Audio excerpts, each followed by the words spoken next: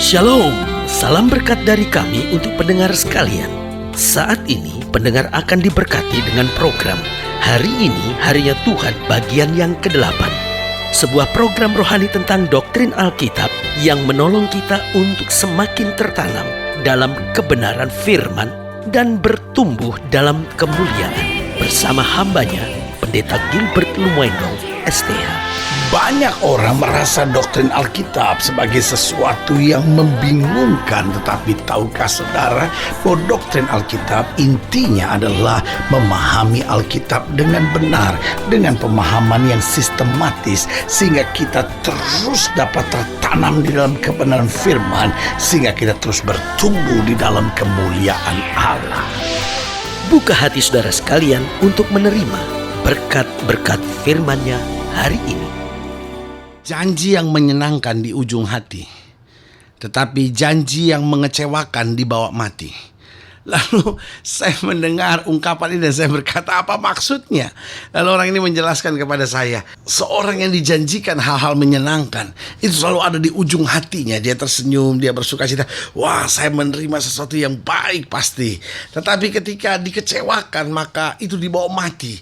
Dan saudaraku yang kasih dalam Tuhan, tahukah saudara, janji itu sesuatu yang sangat unik. Kenapa saya katakan sangat unik?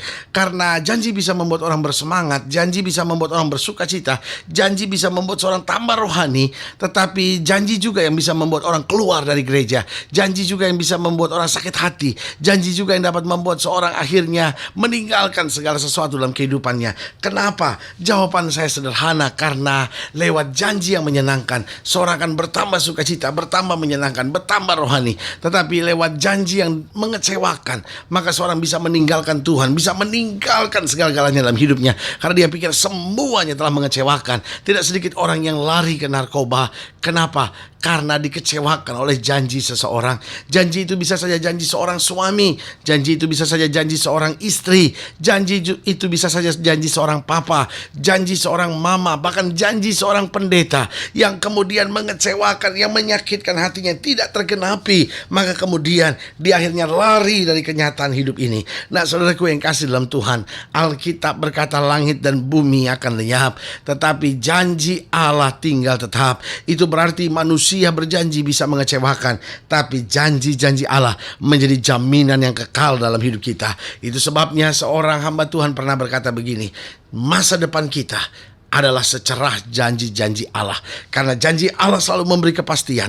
Karena itu masa depan kita senantiasa merupakan masa depan yang pasti. Haleluya. Selamat datang dalam program kita Hari Ini Harinya Tuhan, sebuah program rohani yang kembali mengingatkan kepada kita betapa pentingnya kita menjadikan firman Tuhan sebagai dasar keseharian hidup kita. Karena selama kita jadikan firman Tuhan sebagai dasar keseharian hidup kita, kemenangan, berkat, mujizat, dan perkara-perkara besar senantiasa ada di depan jalan kita. Haleluya. Dan dalam program ini kita masuk surat yang baru lagi, yaitu surat Paulus yang kedua kepada Timotius, anak rohaninya, anak didiknya. Nah, ini yang kita mau pelajari, karena di dalam surat ini adalah surat yang sangat unik sekali, karena surat ini ditulis Paulus kurang lebih 3 tahun setelah Paulus menulis surat yang pertama kepada Timotius. Jadi kira-kira di tahun 66, tahun 67 Masehi, Paulus menulis surat ini. Ingat, Paulus menulis surat ini ketika dia dalam penjara. Kita tahu bahwa surat Paulus kepada Timotius yang pertama juga ditulis dari dalam penjara, dan kemudian Paulus sempat dilepas, tapi di zaman Kaisar Nero dimulai di sekitar tahun 64 begitu. Apa yang terjadi? Paulus kembali ditangkap oleh penguasa Romawi, otomatis di bawah pimpinan Kaisar Nero, saudara-saudara. Nah, dalam penjara yang pertama, Paulus bisa menerima sahabat-sahabatnya. Paulus bisa dibesuk dalam istilah sekarang, saudara-saudara.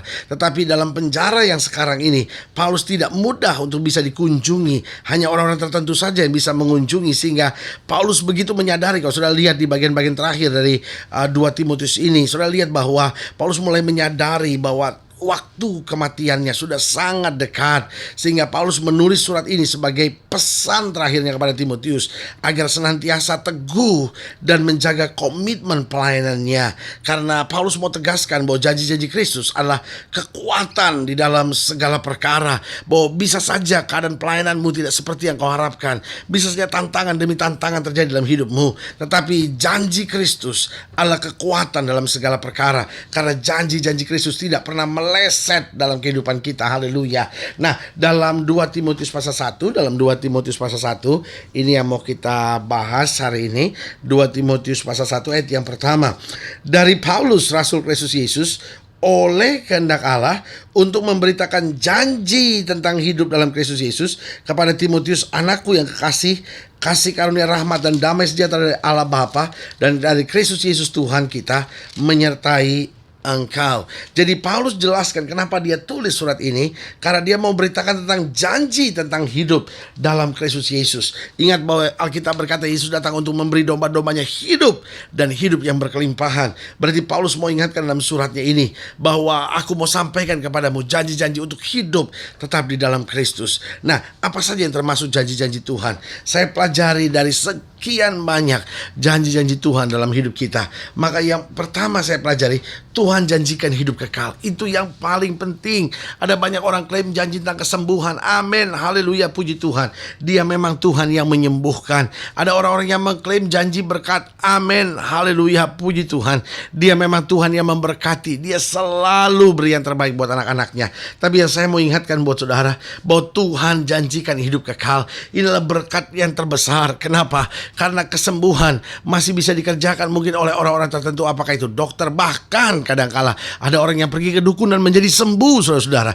Tubuhnya sembuh, tapi jiwanya terikat oleh roh jahat itu. Tapi yang saya mau jelaskan buat saudara, ada satu yang manusia tidak bisa buat, ada satu yang orang pintar tidak bisa buat, ada satu yang bahkan orang kaya sekalipun tidak bisa mengerjakannya, yaitu memperoleh hidup yang kekal. Karena sorga tidak bisa dibayar dengan sekadar harga sebuah tiket.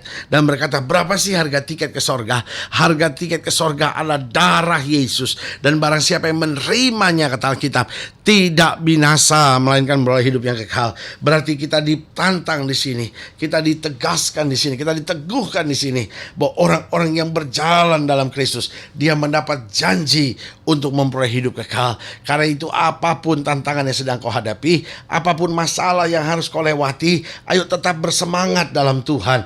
Kenapa? Karena kita punya janji yang pasti. Janji itu bukan sekedar berkat, janji itu bukan sekedar mujizat, tapi janji itu adalah hidup kekal yang disediakan bagi kita yang percaya. Haleluya. Yang kedua, Tuhan janjikan adalah kekuatan. Nah, saudaraku yang kasih dalam Tuhan, tidak selamanya setelah kita berdoa masalah kita lenyap. Tidak selalu setiap kita berdoa karena itu berkat-berkat Tuhan akan mengalir dalam hidup kita. Betul, dia Tuhan yang memberkati. Tapi saya mau ingatkan buat saudara bahwa Tuhan janjikan juga adalah kekuatan buat kita. Kalaupun masalah kita belum selesai, kalaupun mujizat belum terjadi, kekuatan dari Tuhan itu cukup memberi jaminan buat kita. Kekuatan dari Tuhan cukup memberi kepastian buat kita. Kekuatan dari Tuhan cukup untuk memberikan semangat baru kepada kita. Karena itu saudaraku yang kasih dalam Tuhan, ingat, kadangkala bukan mujizat tidak terjadi, tapi persoalannya kita yang tidak mau kuat untuk bertahan. Karena ingat, Tuhan tidak pernah didik kita terlalu keras, tapi Tuhan juga tidak pernah didik kita terlalu lembut. Tuhan didik kita tepat sesuai dengan kapasitas kita. Sampai Alkitab berkata, satu utas rambutmu pun tidak akan jatuh ke tanah tanpa izin Tuhan. Jadi yang pertama, Tuhan janji untuk hidup kekal. Yang kedua, Tuhan janji kekuatan buat kita. Yang ketiga, Tuhan janji yang terbaik buat kita. Saudaraku yang kasih dalam Tuhan, ini penting untuk kita pahami bahwa kadangkala Tuhan gak memberikan kepada kita yang paling menyenangkan buat kita. Kita selalu ingin bahwa Tuhan buat yang menyenangkan hati kita, yang menyenangkan segala pemikiran kita. Tapi hari ini perlu saya tegaskan buat saudara, Tuhan tidak memberikan yang menyenangkan buat kita, tapi Tuhan memberikan yang terbaik buat kita. Itu sama seperti orang tua yang berkata kepada anaknya, nak, kamu harus tidur jam 7 malam, nak. Lalu anaknya berkata, tidak mami, saya masih mau nonton, saya masih mau main, saya masih mau baca. Orang tua ini langsung berkata, tidak anakku, kamu harus tidur. Menurut anak ini, mama jahat, papa jahat. Kenapa sih kok kebahagiaan saya mau dikurung terus-menerus? Apapun yang saya suka tidak boleh saya kerjakan. Tapi yang saya mau ingatkan buat saudara, kenapa orang tua melarang? Karena itu yang terbaik buat saudara. Karena itu saudaraku yang kasih dalam Tuhan, janji Tuhan adalah hidup yang kekal. Janji Tuhan adalah kekuatan. Yang ketiga, janji Tuhan adalah memberikan kepada kita yang terbaik. Karena itu apapun masalah yang kau hadapi, gak perlu kau bersungut-sungut, gak perlu kau kecewa, gak perlu kau marah, gak perlu kau berontak kepada Tuhan. Imani bahwa engkau sudah terima yang terbaik, dan sesuai dengan imanmu akan jadi padamu. Dan yang keempat, yang terakhir, Tuhan janjikan kemenangan pada akhirnya. Saudaraku yang kasih dalam Tuhan, kita mau lihat kemenangan itu sekarang, tapi yang Tuhan janjikan kemenangan pada akhirnya. Sekarang ini bisa saja proses sedang berjalan, sekarang ini bisa saja masalah sedang menimpa, tetapi itu bagian dari perjanjian Tuhan bahwa Dia akan menguji kita, Dia akan membentuk kita, Dia memproses kita, menjadikan kita indah di hadapannya. Tapi sebagai hamba Allah, kembali saya mau ingatkan, kemenangan buat kita selalu terjadi pada akhirnya. Mungkin sudah mendengar program ini dan berkata, waduh, kalau begitu hidup Kristen masalah terus dong ya, hidup Kristen persoalan terus ya. Tidak, Alkitab berkata Allah turut bekerja sama dalam segala sesuatu untuk mendatangkan kebaikan. Dia izinkan proses berlaku supaya lebih baik buat kita, supaya lebih baik buat kita, supaya lebih baik buat kita. Tapi pada akhirnya kemenangan pasti akan terjadi. Daniel difitnah oleh teman-temannya sendiri. Ketika dia berdoa, dilaporkan kepada raja. Bahkan raja siapkan sebuah undang-undang bahwa seluruh rakyat di daerah itu tidak boleh berdoa kepada siapapun kecuali kepada kaisar. Tapi saudaraku yang kasih dalam Tuhan, kembali saya mau ingatkan buat saudara, betul Daniel menghadapi masa-masa yang sukar. Betul Daniel akhirnya harus berhadapan dengan raja dan dilempar ke gua singa. Tapi pada titik terakhirnya justru kemenangan terjadi. Karena itu saudaraku yang kasih dalam Tuhan, tetap sabar, tetap bertekun. Karena di balik air mata kita, kemenangan terakhir pasti selalu berlaku bagi orang benar. Haleluya. Karena itu saudaraku yang kasih dalam Tuhan, jika saudara ingin dilayani lebih jauh, hubungi kami melalui telepon, hubungi kami melalui surat, kunjungi website kami. Karena kami ada untuk membawa Bapak Ibu Saudara senantiasa lebih dekat pada Tuhan dan mengalami kasih kuasa mujizat yang luar biasa. Haleluya.